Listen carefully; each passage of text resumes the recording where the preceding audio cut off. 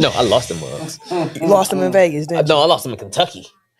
Oh, well, you was going through tornadoes and stuff. Yeah, I had to throw them motherfuckers. Yeah. I'm out here. What up, y'all? It's just me and my brother-in-law this week. We're going to hold it down for the Tech File crew. So let's go ahead, hit that theme music, and get into the show. Hit him hard. Let's go.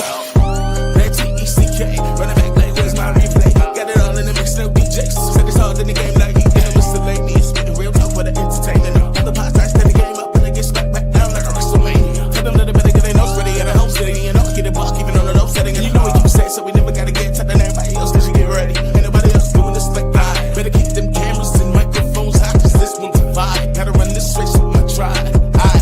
Going live with the pie. Do it like there's no tomorrow. Came to my ear later. Shout out to my point guard. We about to hit them hard. Got them throwing in the tap. Tell the red blow the whistle. This is Technical File.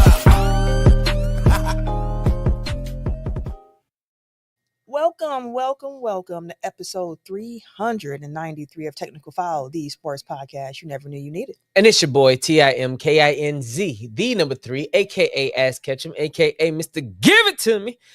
Good evening. Good evening. Yes, sir. No Eric J this week. He is still out here being Nick Fury. Dun, dun, dun, dun. And I'm Camille, point guard of the crew, the real life Tifa Lockhart, the girl next door. You know, holding it down for all the women who love sports. Kay Harris, the gentleman, is also not here with us this week. But like I said, me and my brother-in-law going to hold it down this week. So let's get into some housekeeping here. See, Mark, first of all, let me say this. Y'all be like Marcus. He already in the comments. For sure. Because he has the notification bells on when we go live. So make sure you subscribe to the Technical File YouTube page at Technical File Podcast, TECKNICAL. Technical File Podcast on YouTube and on Facebook. On YouTube, hit that notification bell so you can know when we go live, because we normally are here on Tuesdays. We here on a Wednesday. So again, be like Marcus, know when we go live so you can join the show. Otherwise, you can also follow us on our other social media platforms at Technical File on Twitter, Instagram, TikTok, and Blue Sky. Blue Sky. Now, on the show this week, of course, we're going to talk NBA Finals, because how can we not? Like, that's the main story here. We have the Money in the Bank PLE happening this weekend. So this is going to be a NBA and WWE show. Not too much NFL news, unless you got something. Yeah, not too much NFL news. So it's just OTA. So I mean, you go hoopla about practice shorts. Right. We ain't gonna do that. I mean, football's back though. You know, it's the official start. We getting there. Yeah, but nah, let's go ahead and start the topics of the week then. Let's get that whistle. Let's get the game going.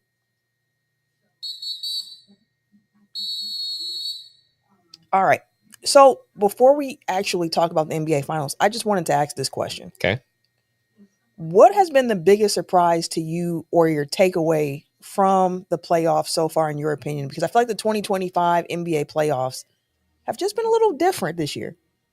My takeaway from it, from all the games, just watching who's progressed through what, how, experience, inexperience, things like that. I feel like there's a youth movement coming through the NBA.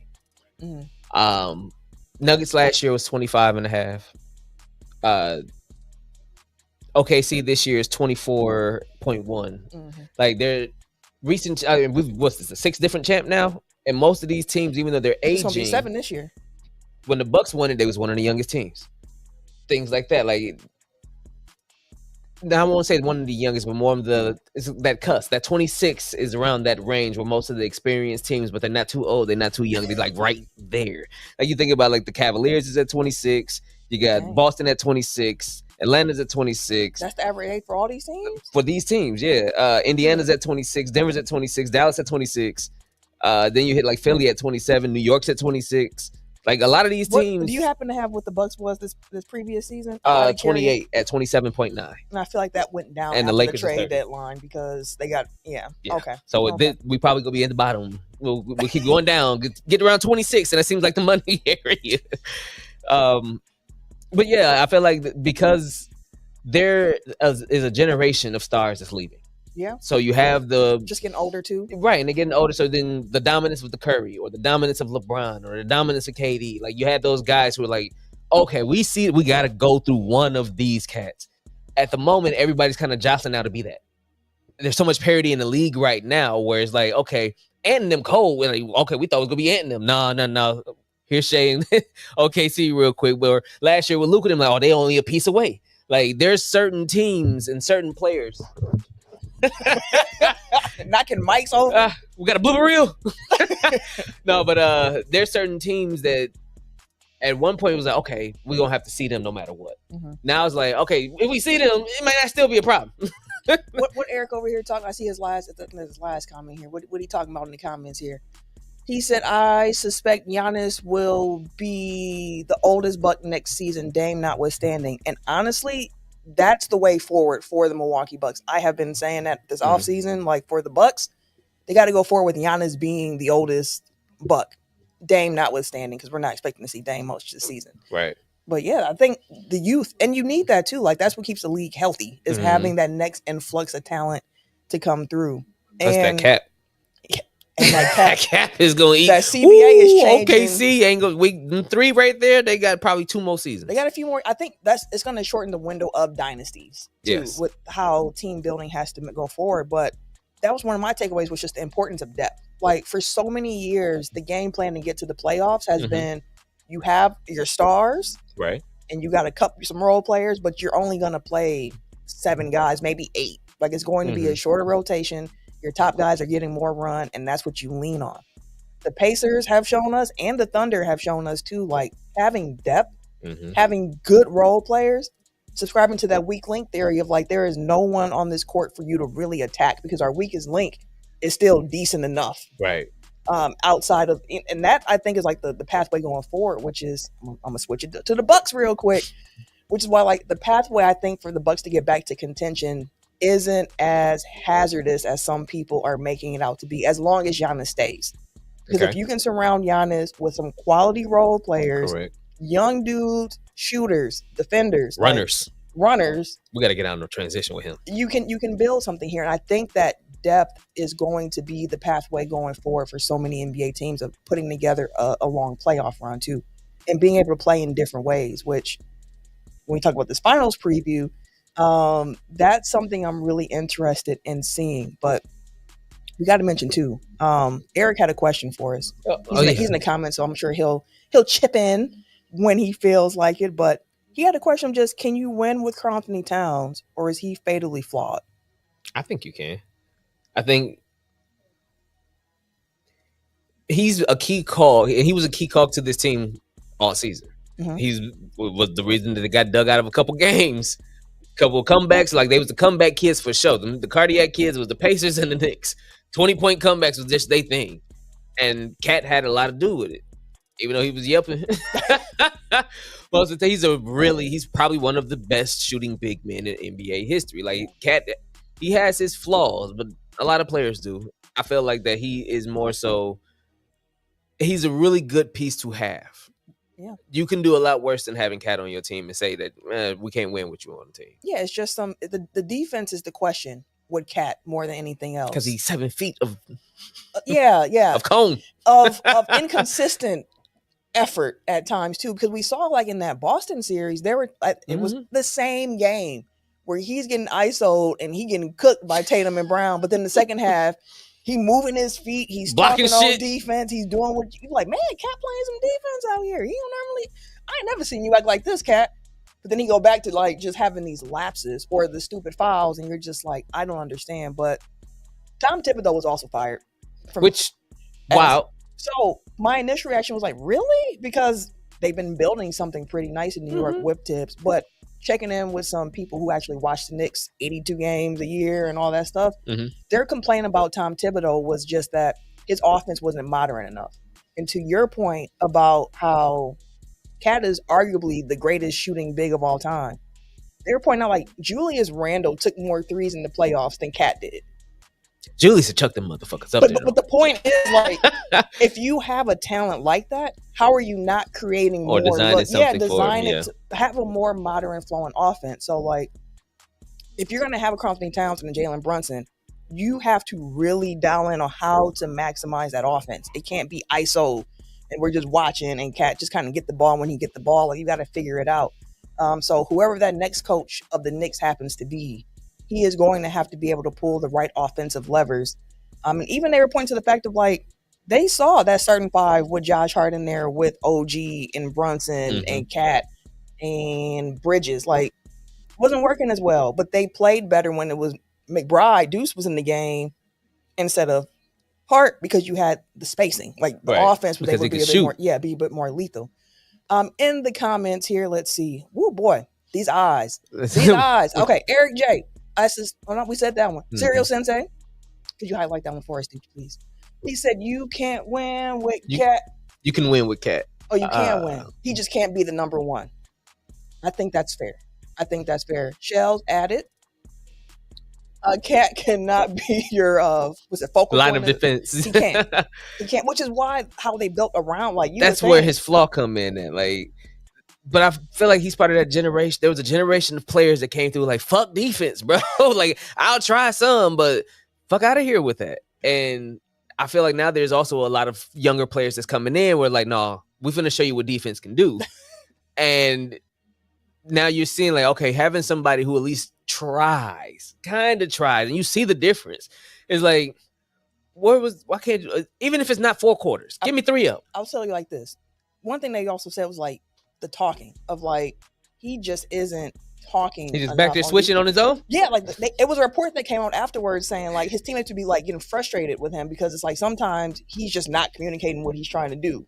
And then they like, you can't do that, bro. You can't. Because I don't know if you switch it with me or not, so I'm gonna either try to fight through or whatever the fuck going on, and I see your big ass in the back. Here. Like, why are you over here, bro? I thought you was gonna be over here. Your man wide open shooting. Why are you over here? No, I get that. So like that's part of that the can be frustrating as fuck. Like just inconsistency with his defense. So now you're giving up buckets for no damn reason. Exactly. Yeah, no, I get that. Eric also said that he agrees with Shells in the sense that the defense is the fatal flaw, especially with Brunson being on the court, and that's exactly how they got hunted by the Pacers over and over and over with the Pacers ball movement of just like, we know we got some pressure points we can hit here, so we're gonna try to hit them.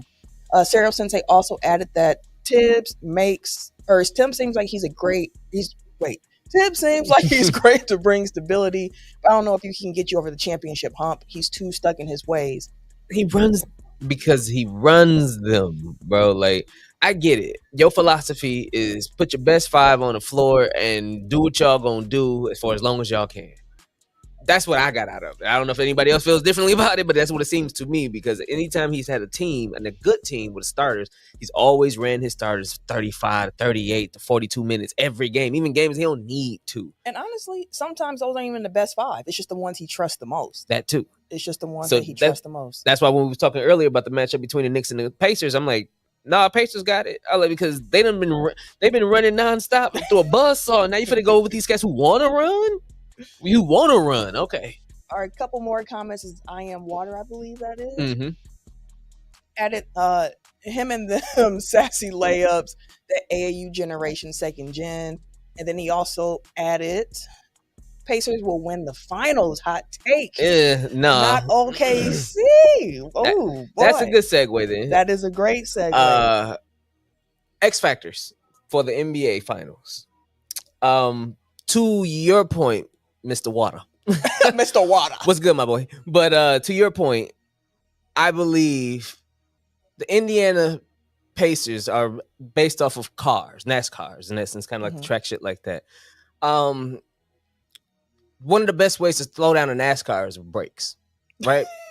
OKC is the brakes for the Pacers, because the brakes will ride with you. Okay, while you flowing real quick, you going around these corners 200, 300 miles an hour. Okay, the brakes is rolling with you. And then what? But the brakes want to stop. You want, I'm good. Your fast ass gonna slow the fuck down because of the brakes, because I want you to. I feel that's what OKC is to the Pacers. Though the Pacers is a good team. They are. The OKC Thunder want you to run too. They can't wait. Hey, I can't wait till these motherfuckers. Let's get up and go then. But the Pacers, the OKC defense, I feel like the biggest X factor, to go back to the original point, would be Dort and Jalen Williams on Pascal Siakam. I say that because... so you think that Dort's also going to be checking Pascal? Yes. Not just Halliburton? No, because you got Caruso still. I mean, Caruso come off the bench, though. So still. The initial matchup. And then all of them you got 2 All-NBA. They're gonna flip flop for one. Yeah. Your bucket and your Mr. Consistency. You go back to Toronto, you come to Indiana. Mhm. Pascal has always been the bucket for the team. He's been the most consistent bucket. Consistent bucket I've at been that. saying that for a while. Yeah. Buckets, rebounds in the city. Like he get hot. Like you just can't stop him in that mid range, unless you have defenders like these guys, who's built for cats like that. He's a mobile big too. So okay, cool. Let's run. We good. Dort's strong as a bitch. You don't think Chet gonna? Chet probably because Chet gonna have to deal with Turner, but Dort can flip like there too because Turner gonna be on the perimeter too. They got Hartenstein too, who can which is the thing. Those are breaks. These are all breaks. There's a lot of wheels on the Pacers. There's a lot of breaks. Oh no, even the bench because you got the other Williams coming off, and then you still got Isaiah. Well, all of them ain't gonna get no tick like that. But I'm just saying, like they have a team that's built to not only run with you, but to stop you in transition because they're number one in transition defense, number one in transition offense. I think they're up there in turnovers and scoring different. Like it's a lot of things that though the Pacers are good at, the Thunder are better. That's the thing. It's it's kind of the Spider-Man meme of the pointing between these two teams. It's just that the Thunder have executed it at a higher level more consistently throughout the playoffs and in the regular season as well.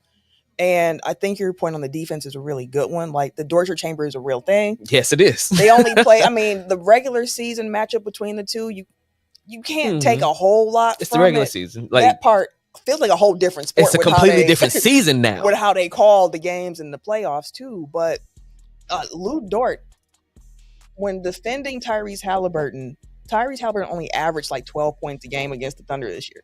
Because Dort was like, clamp, nigga. Like, it is what it is. But that's the thing with the Pacers offense, because they are such a free-flowing offense. They can move that ball. If the Pacers fall into a rut of trying to hunt mismatches, they're going to be in trouble. They'll be looking all night. They're going to be in trouble. They're going to be in trouble. Like, even if a situation where it's like Lou Dort ends up on Miles Turner down in the post. You don't want your offense to just be, we want to throw it down to Miles Turner all game. You know what I mean? Like you can't. And somebody's gonna be lurking somewhere eventually, anyway. Yeah, you can't do that. And for me, my X factor in this series is not necessarily a particular player, but it's the Pacers' corner three shooters. Whoever ends up in those corners for the Pacers, because we know that Thunder defense is nuts. They can be so chaotic in the sense they can take away your 3-point shot up top. They can take away the buckets at the rim. But one area they've been kind of weak so far in the playoffs is allowing corner shots, corner threes. They've been allowing a lot of them. And the Pacers have been knocking them down at a crazy rate throughout the playoffs. So for the Pacers, they're going to have to play perfect basketball against the Thunder. And I think those corners, 3-point shooters are going to be key for them along the way. I Am Water said that Pascal Siakam will... ain't going only player Giannis has problems with each and every season. Siakam is cold. I won't say the only player because Okongwu in Atlanta. Yeah, also, Okongwu be giving him fits. He be on his heels. Shylin also added, Spicy P is a beast. Was good, fam. The Wonder Twins in the building. You know me and my brother-in-law, twin in the building. You know what I'm saying? Eric said that I think Pascal has a harder time with bigger defenders than small guys. That's Chet's assignment all day. That's still a problem. And another break. We'll go to it. Another break. And I will say this, too, which we've seen about the playoffs. We've seen it with Giannis. It used to piss me off when we would play the Celtics. And Marcus Smart would get switched on the Giannis. Dog. They let little dudes be Marcus Smart was terrorizing them. Handsy with bigs. It's crazy. So it's a double-edged sword. I hate it because it's just kind of a reference to my daughter AAU thing. She's taller and there's another girl that's taller than her, but they don't get the fouls because they're taller and bigger than the other girl. So as we there, her mom yelling, I'm trying to talk to the ref all the time. Like, look, you know this is a culture thing, bro. You know the big men never get the foul. They come back, they got 18 scratches on it. Can you give her 1 or 2 more, bro? just a couple, bro. Like I know you ain't. It is what it is because they do. The ref at the AAU I'm games? trying. It worked a couple of them, but one of the ones that they lost, I was ready. Anyways, it's the thing with big men. For some reason, they do not, because basketball is one of the few sports is the equalizer of I'm bigger, I'm stronger, I'm faster. Do somebody, nigga. And it is what it is. And it's one of the few times that you can use your size, your weight, and your speed to overpower somebody else and not be considered a bully. Yeah. And in the sport, you still got bullies. Like, that's the nutso part about it. You do. So big men don't get in that call. Like, I don't think it's fair, but at the same time, it's also it's giving the smaller guard an advantage as somebody who's a smaller person who has to defend bigger people. If you are a smaller guard that can play, and you have a reputation for defense too, on top of that, they're going to let you get away with a little bit more. And they've been letting the Thunder defenders get away with everything throughout this playoff run. They might have Caruso on them at one point. If they let them harass them like that, like they might. So the thing when I mentioned the corner threes, I do wonder if that becomes a problem for the Thunder. If you see the Thunder start to switch more often, and then you do end up in situations where it is like Caruso on Pascal a little bit more often than what you expect.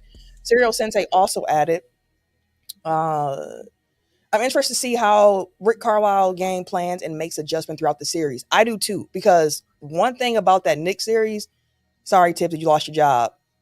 But man, Rick Carlisle, he coached circles. He's been coaching circles all playoffs. To be honest, like to be fair, just doing a fantastic job with that Pacers team. And then Eric added, not LeVar Ball, Latim Ball. To me, I think I've never lost. I mean, like you chopping it up with because I used to ref too. So I was like, hey, bro, I already know. They was over there yelling. They was over there yelling, talking crazy. Don't worry about them. He like, man, they won't let me do my job. Like, no, let them do. Voodoo. I be just talking to them, just having a conversation. Refs need love too, bro. So I'm just talking to the ref. Make sure he all good. Okay. Hey, watch out. Make sure you keep an eye on what's the name to keep grabbing number 4 jersey. I got you. So the thing to watch for in this series against the Thunder and the Pacers could be matchups, could be key stats, could be certain players, so on and so forth. And for me, it's turnovers, which feels like a duh. Like, of course, take care of the ball. But that's also part of why in the Western Conference Finals, I picked the Thunder because I was like, the Wolves can be a little loose with that basketball. Right. The Thunder likes to force out of turnovers. And when they get out and run, you in trouble. You are in trouble. And these are two teams with the Pacers and with the Thunder that love to force turnovers, and they take care of the ball. Tyrese Halliburton is one of the most. It's like his team assists with no turnovers is nuts. Dog, that game was crazy. The first game, his daddy was back in the building. He said, "Let me show y'all something real quick." Nuts, bro. Let the game in points, rebounds, assists with no turnovers. None. So fast point guards like that, though, like So that's the question of like, which team is going to make more mistakes? Which team will be able to capitalize off of those mistakes a bit better? Indiana. Again, you think Indiana will make more mistakes? Okay, I do. Okay, yeah, that's what I think too. And on top of that, just because of the pressure that the Thunder can produce, like the Pacers have not played a defense like the Thunder. You saw a glimpse of it, I would say, in the one game that the Knicks won later on. Was that game 5? Because they had one game. That's 6. when they had the defense, and it was like crazy defense, and there's all this stuff. You're like, man, they just seem out of sorts right here. And that was the one time the Knicks had a really good defensive game, and they gonna get so much pressure from the Thunder throughout this series to the point where I'm like, that turnover battle is gonna say a lot, because if the Pacers are turning the ball over, like I mentioned, they're gonna have to play perfect basketball to beat the Thunder. The Pacers have also had stretches where it looks like kind of like circus, like it turnover. Like they can come in a flurry. They can come in a flurry. You don't see that too often with OKC. So instead of it being like a back and forth thing where that's the turnover, then they created one, and then they gave it up, then they created another one. You more so see OKC created, and then it's gone. Like ain't no giving it back. And that I think will be part of their issue. I do agree with you on the corner threes because Indiana has more than enough. Like Toppin can hit them on a regular basis. Nimhard, Neesmith. Neesmith just go crazy. He can spark up. They got a couple McConnell, like they have the players in place as well to take advantage of that mismatch. I feel like the youth and the defense of the Thunder versus the pace of the Pacers is what I'm looking at. Because again, we both know that they can run. Yep. And we both know that they're very persistent teams as well. So it's one of those things where I'm like, okay, well, that's why I was looking at the average age. I'm like, okay, they are one of the younger teams in the league. Yeah. And with Indiana being one of the more experienced, but again, that window, the perfect age window, we'll see how much of that experience actually shines through. Since both of them, this is their first time in the finals, so it can't be one of those. Well, the more experienced team here for this, like they're both their first time in the finals. So you got to lean on the players who have been there before. On Correct. The only other one that's been there is Pascal, I believe. On the Pacers, yeah. On the Pacers. Yeah. So it's like, shit. Well, he's one of your team leaders too. So it helps. Like it helps they a lot. Mentioned that even his championship pedigree helped them get as far as they have now because he was able to kind of reel them in at times of like, we all right, y'all. Like we got it. We got it. Which I don't think the Thunder have any. Has anybody on the Thunder won the finals? I don't think anybody on the Thunder has won the finals. Was Caruso on the Lakers when they won in the bubble?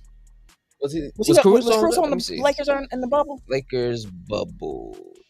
I think he was. If he was, then that's an NBA champion. I can't remember if he was at this point. Let me see. But one thing I also will add to that too, with the Thunder and the way they run their offense. He was there. I thought so. Yeah, so they got a champ over there too. They don't really have much rim protection over there in Indiana, and it's not as if like I'm saying that the Thunder are just gonna continuously attack the paint, but they do like Shea to. do. That's what I'm saying. Like Shea, as their offensive engine, he is going to touch paint and make them make decisions. They're going to have to really be ready for it, which was what I've mentioned in the Warriors series of like Gobert is going to be tested because they're going to keep coming at him over and over and over and over again. So yeah, the more we keep talking about this, the more I'm feeling like maybe I should reduce the amount of games I think this series is actually going to go. If we're talking about how many games, I got them in 5. Thunder in 5? Yep. I was saying Thunder in 6 because, again, I respect this Pacers team. I do too. I respect the crap out this Pacers team. Enough to get 1. I want to give them the benefit of 2, but as I'm talking through it, like they're gonna have to play. They gonna have to play flawless basketball.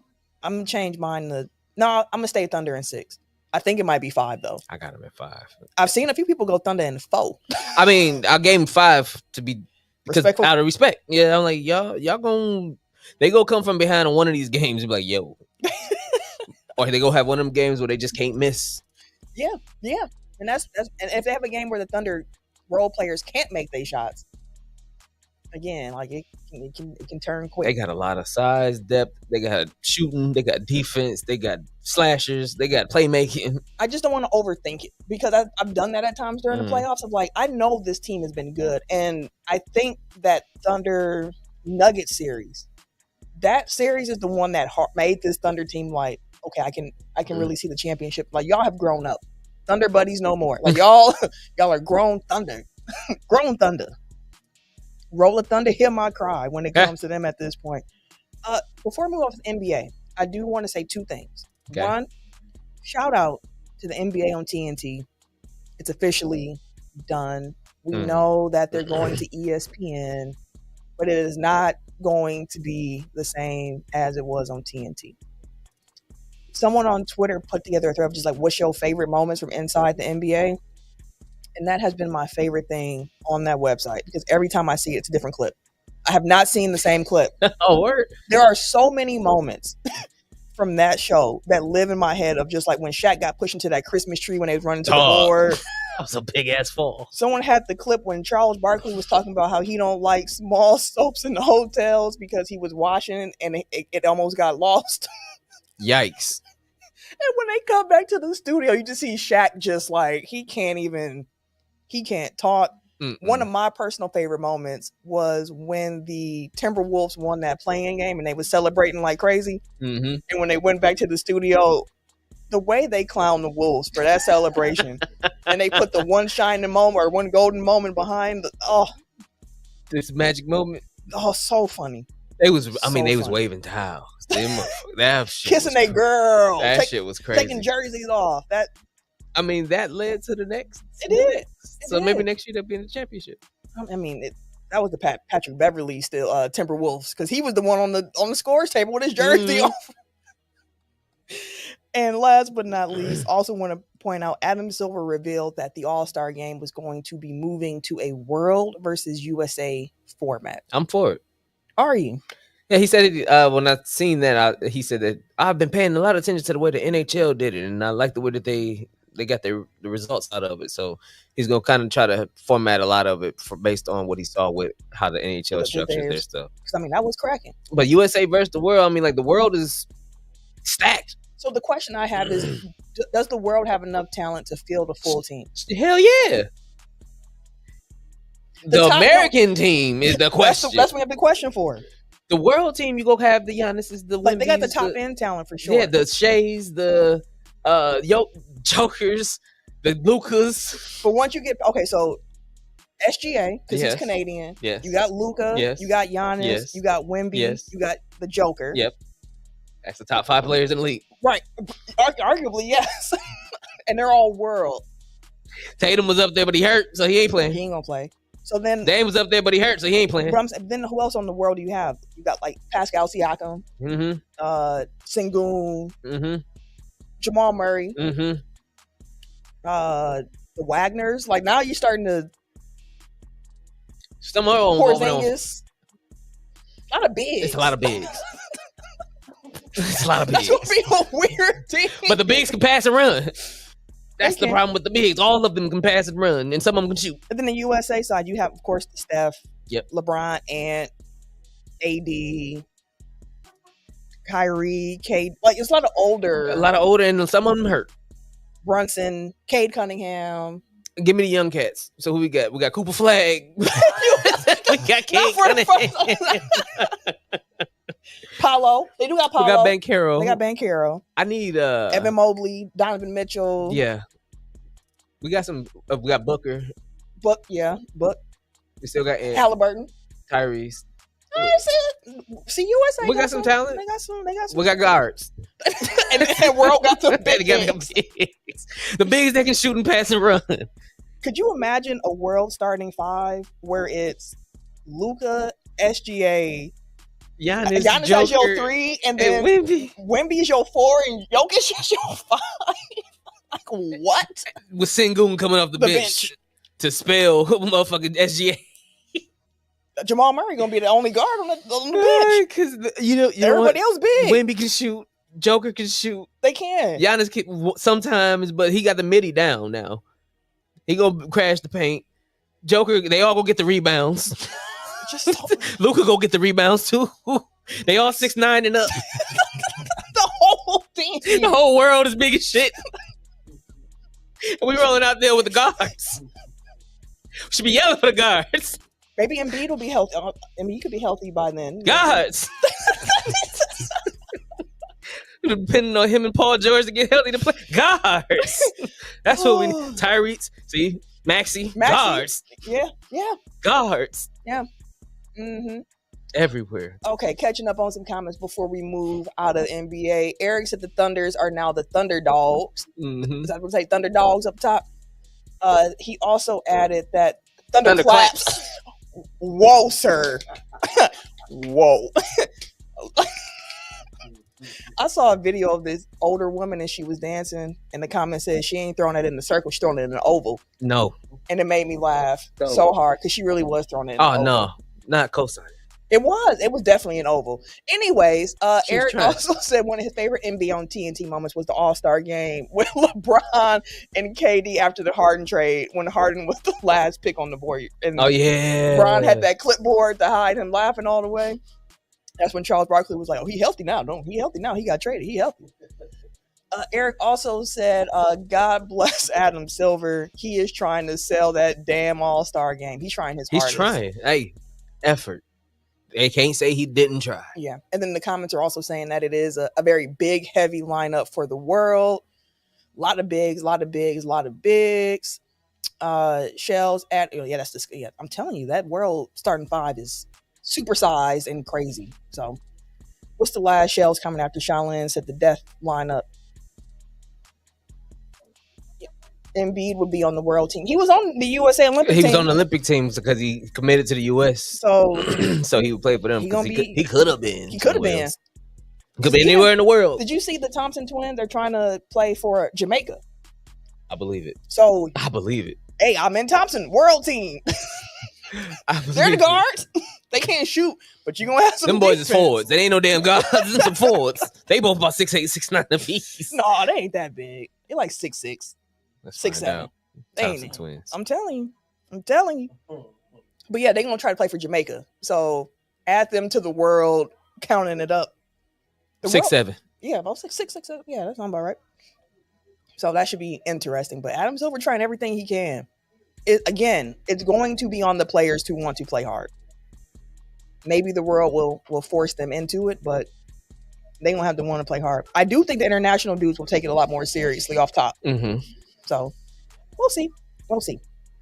All right, let's get into some wrestling here because Money in the Bank is this weekend. 4-match card. Which match are you most excited about? The Money in the Bank one. Which one? The namesake. You know, I'm equally yoked.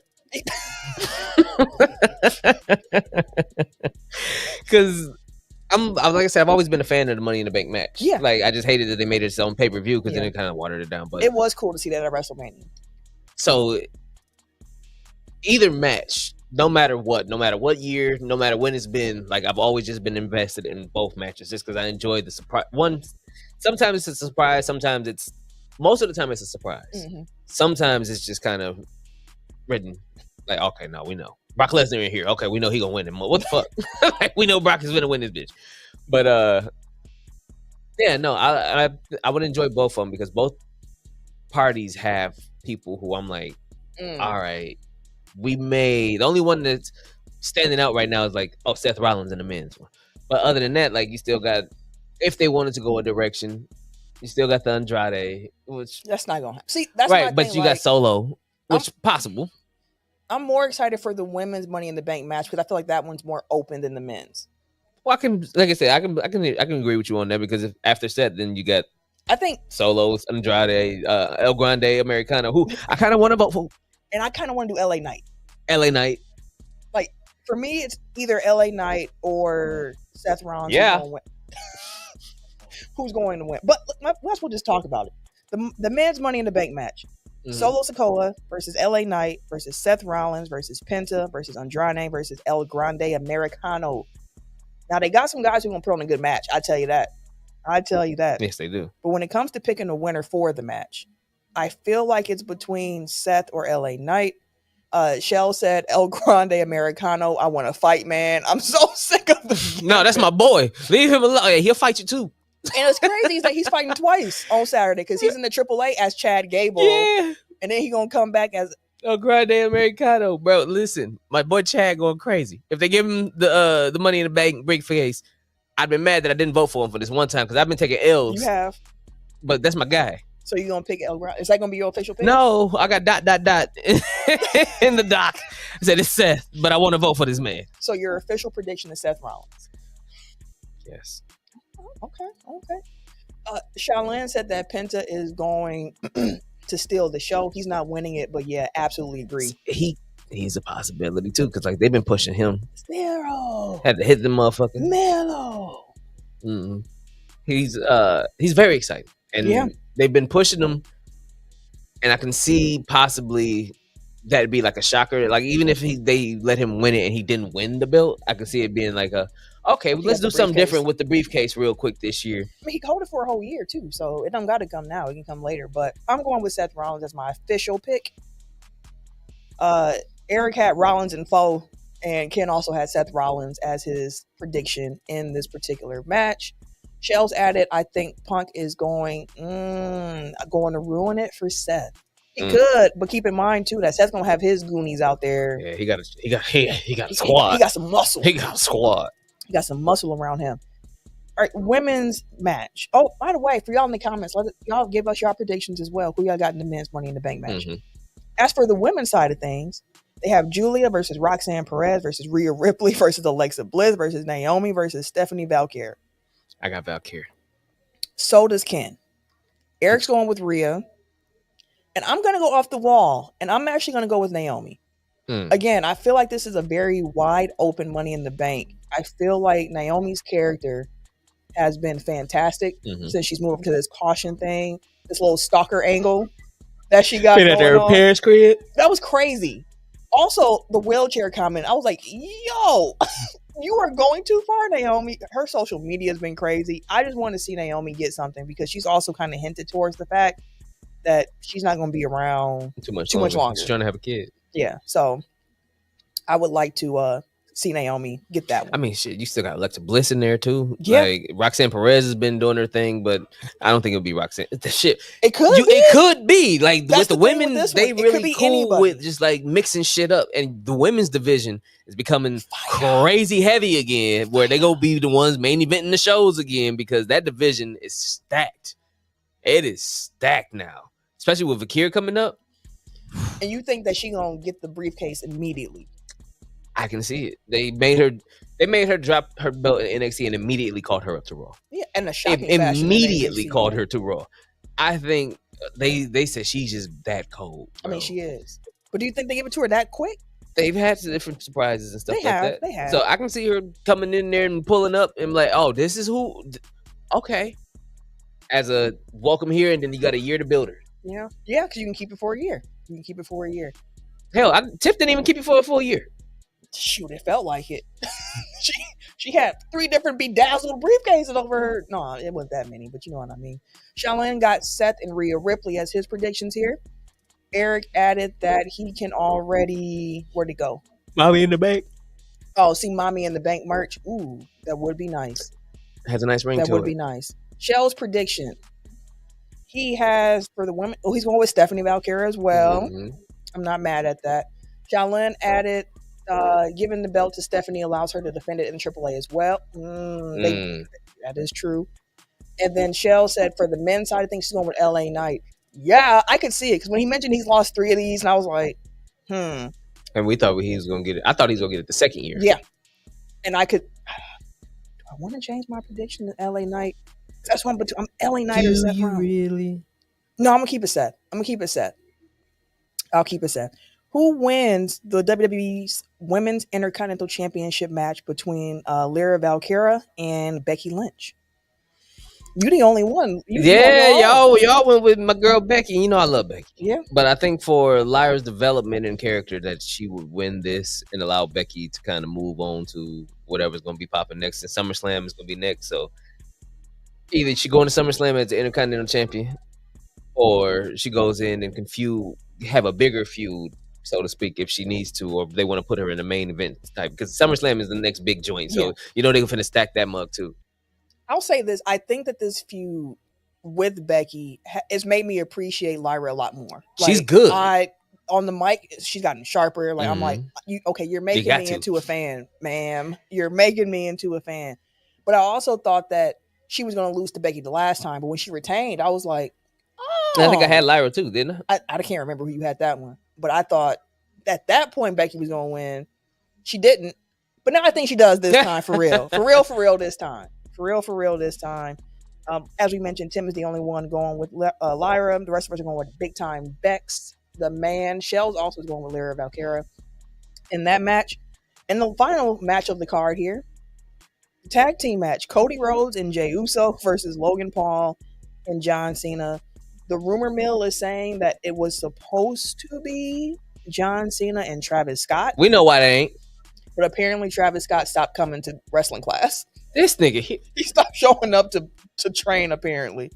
That's what the rumors say. He thought he was finna just walk in that bitch. They were like, bro, this is a job. You ain't finna just do that. We ain't finna get you killed in here. Coming in here high as shit. Slapping motherfuckers for real. You fucked up our star, bro. He for was real. On TV smoking a blunt. So. And then you smoking the shit in the arena. And then you starting to skip wrestling class. Mr. Travis, get your ass on. This ain't for you. And give us that hardcore title back. Get that back.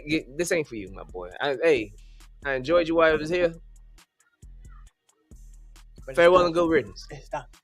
So who you got in this tag team match, though? I think I'm the only one that went against the grain again. I got Cena and Logan Paul. Why are you going with the heels? I feel like in this situation, you're going to have Logan Paul probably versus Jay again. And you're going to have Cena versus Cody, of course. So I think in this situation, it gives them the opportunity to get the win over on them before they feud and get the L on them the next time that they see both of these cats. That was my thinking. Because, sometimes it's a back and forth. Sometimes it's not. But a lot of times you'll get they got one over, so the next one is so-and-so and so-and-so, whatever. So in this instance, outside of the Lyra like I said, for Lyra, I think she's going to maintain it for the character development. But for this one, I think it's for the story. Okay. This one, I think, is more so hey, they came back, they joined forces, and they lost. Like, damn, can he really beat Cena? Like, is it? And I think that's where it'll go. Can Cody actually beat Cena, or is Cena the one person he can't get over? And then for me, I'm going with Cody and Jay. Eric also went with Cody and Jay, so did Ken. And my reason behind it was just thinking that Cody just came back. Mm-hmm. I just don't see Cody losing at WrestleMania, and then his first match back is also an L. And Jay is too hot for him to take the pin. So it's like, I don't know how you would book it with Cody coming back, with Jay with momentum that he's having if they lose. But like, Logan Paul can take the pin. You can pin Logan Paul. You can. Not John Cena, but you can pin Logan Paul. You can get the win out of that one. Eric also added that he thinks that Seth cashes in on Monday after Jay and Gunther. And then the comments that he said it's also set up a SummerSlam match if Cody, when you just highlighted, if Cody pins Cena. Which he could. I don't think Cena won't take the pin, but it could be. Shaolin also added that I hate myself for this, but I'm always down to watch Logan Paul cook. The man can wrestle. He can wrestle. He can wrestle. And Shells came through and he said, sadly, it'll be Cena and Paul. Did you see, I saw a meme the other day. Remember Logan Paul when he was the U.S. champ? He took a shower with the championship. He had it around him all naked and shit. And then the next picture showed Fatu licking the title. And the next picture was like, hey, yo.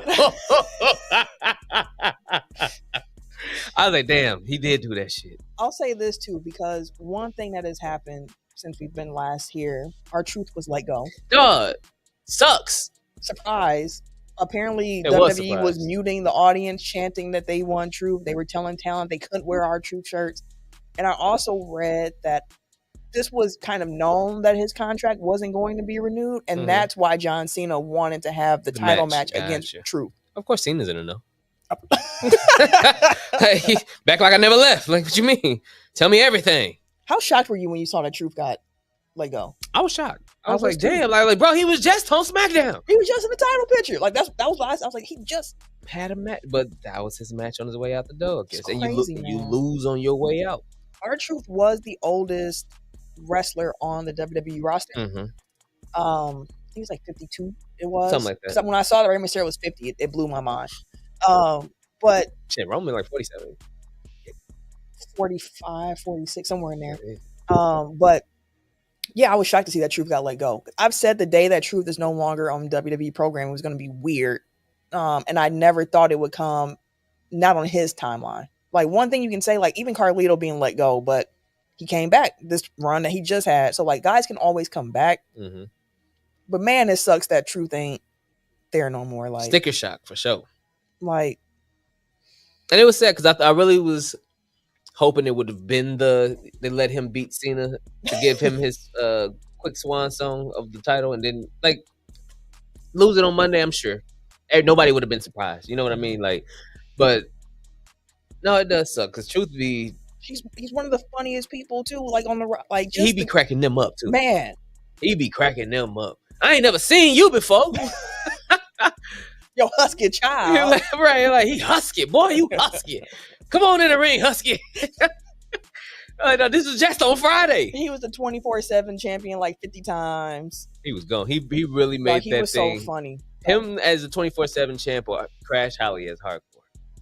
Oh, that's where I'm like they're that's top, both of their runs are similar. Top tier. I didn't really like the 24/7 belt as much like the hardcore. Like until he got it. I mean, I kind of want to say Crash still. Crash was that nigga was taking a shower, boy. They came in trying to pin this man naked. He hopped out the shower, grabbed his belt, and took off down the hallway. Because the concept's still the same with that belt at that time in the 24/7. That's all. Like their runs were kind of similar. Where like no matter what situation, Truth be sitting there chilling, bro, and out of nowhere, cats trying to pin him, and refs up out of nowhere. Like he made the 24/7 championship very, very relevant. Not saying that nobody else couldn't have, but he did that shit. I'll say this though, I am glad that Truth had that WrestleMania moment with Miz when they won the titles. Yes. Like I'm glad that he was able The Awesome Truth. The Awesome Truth, man. That was a fun little run. And they held the belts longer than I thought they would. Yeah. When they got them, they might not even held these motherfuckers long. And they had them for like a couple months, didn't they? Yeah. Like, so Awesome Truth did their thing, you know, and little Jimmy, I hope he grown. He should have graduated this weekend with everybody else. Shit. He should be grown and gone now. Shaolin mentioned that too in the comments about little Timmy. I thought it was Jimmy. It's Jimmy. I guess Tim will remember if it was Timmy. Because no, it wasn't Timmy, bro. But Tim, you know what I'm saying? Shaolin also had that Truth was a real one. He said, one above that one. You know, my eyes is bad right now. Truth was a real one. I hated some of the gimmicks, but I will always love him as a performer for show. And then Shells also added that when it comes to, come on, yep, there you go. When he came out for the Women's Royal Rumble, yes. Yeah. Yes. Looking around. What you doing? And then Eric added that Miz might be next. Man. Yeah, I saw that too. He unfollowed all the WWE stuff. His contract is supposed to be coming up in June or something like that. There's a couple people that's contracts is coming up real soon. Mm-hmm. Actually, I wonder if that's just let's see if they got that open knowledge. I don't think it's gonna be that open. Probably have to be an article about it coming up soon. Do you think R-Truth is a Hall of Famer? Yes. I do too. I mean, not even just for his character, but he was K-Quick from K-Quick to R-Truth. The longevity of his career in that company. K-Quick was jigging, rapping, and dancing in WCW and shit like that. I just fuck with him.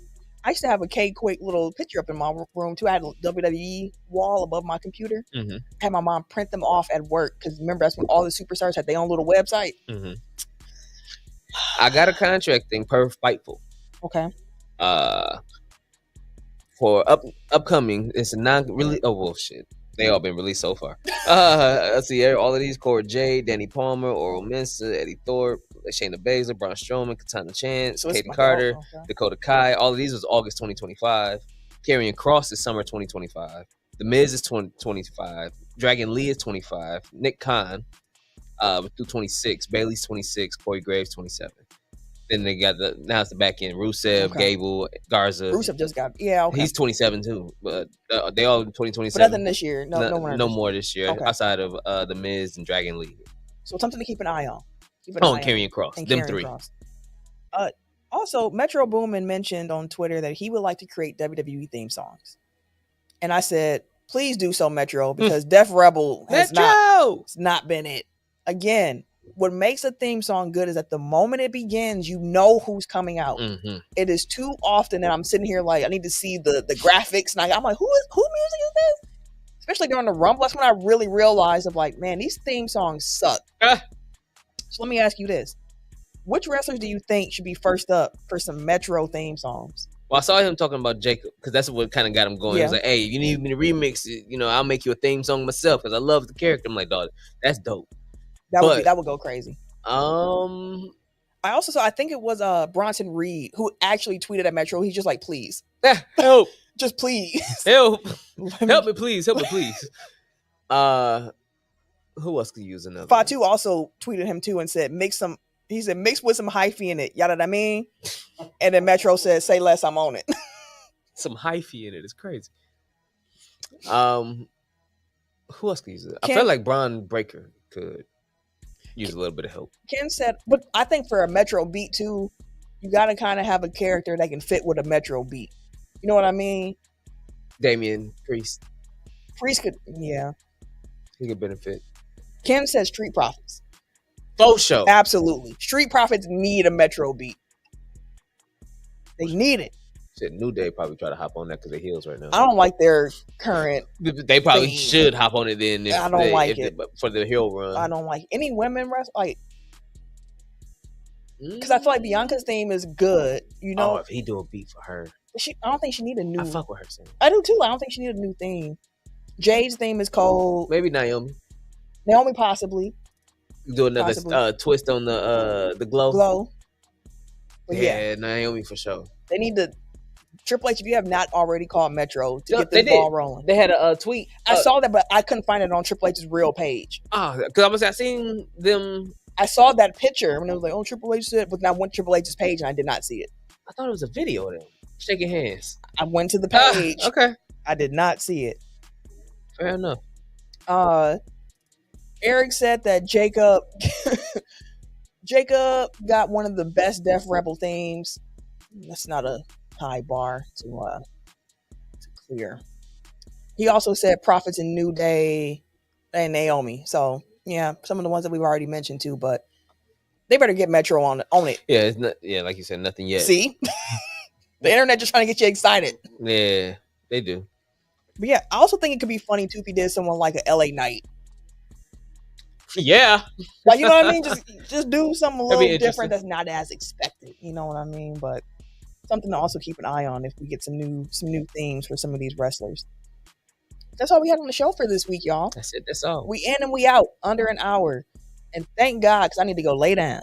Yeah. Y'all don't even know. This was my flu game. Y'all don't even know. Don't even know. Y'all don't even know. She cold with this shit. I hope you couldn't tell. I'm blind though. Hold on. You, I was looking how I was looking. if you're not yet following us already on our various social media platforms, make sure that you are at Technical File, TECKNICAL. Don't forget to put the K on that motherfucker. For sure. Twitter, Instagram, TikTok, Blue Sky Technical File Podcast on Facebook and YouTube. I see Marcus came through with one more comment here mentioning the fact that the Lion. Oh yeah, Frank Ragnow retired. Mentioned is not good. Golf is not good on the fleet of the foot for the Packers. My focus is on the 3 on the O-line, LB, center and right guard. The pocket doesn't collapse so fast on J Love, and then Jacobs can explode. The Lions have took quite a few They took a little beating. lumps this offseason with talent lost, with coaches lost, and now losing your high caliber center. Arguably Frank the was one of best the center, best, yeah. arguably the best in the league. It's gonna be tough. It's gonna be tough. And the Lions schedule comes out the gate smoking. So it's gonna be tough for Detroit. It's gonna be kind of fun once we start breaking down our NFL season predictions and going through divisions. We're going to do a little bit differently this year, a little heads up. We're going to break them down by divisions leading up to the start of the season. Last year, we did it all in one episode, and some of the feedback that we got was like, y'all, this was a really good conversation. We wish it was a little bit longer, more expansive. So this year, it will be probably starting in August, sometime like that, I would imagine. We'll probably do the same too for NBA. A little bit more thorough with the breakdowns heading into the season leading up to, instead of just one episode beforehand. But y'all need to know how the sausage is made. Just make sure y'all Just enjoy it. Just keep eating the sausage. Enjoy yourself. I guess, yeah, enjoy yourself. We out of here for the week. If you want to follow me on my social medias, you can catch me. Wait a minute. On Twitter, Instagram, Blue Sky at Camille Monet, CAMILLE MONAE.